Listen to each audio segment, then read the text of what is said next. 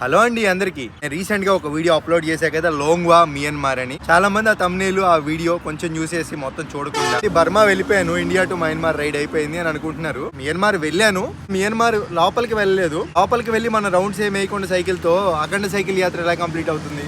Present టూరిస్టర్స్ border cross చేసి వెళ్ళలేరు.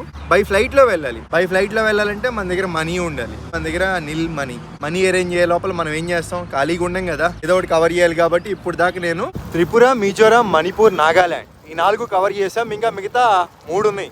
అరుణాచల్ ప్రదేశ్, అస్సాం, మేఘాలయ 3 కూడా కవర్ చేసేస్తే టోటల్ నార్త్ ఈస్ట్ కవర్ చేసినట్టు లెక్కలోకి వస్తుంది. ఈ 7 స్టేట్స్ మొత్తం కవర్ చేద్దాం అనుకుంటున్నా. మనీ అరేంజ్ అవ్వగానే బై ఫ్లైట్ అయితే వెళ్ళిపోతాం. అయినా కానీ మనీ అరేంజ్ కాకపోతే బ్యాక్ టు హోమ్ వెళ్ళిపోతాను. మనీ అరేంజ్ అయిన తర్వాత డైరెక్ట్గా బై ఫ్లైట్ మియన్మార్ వెళ్తాను.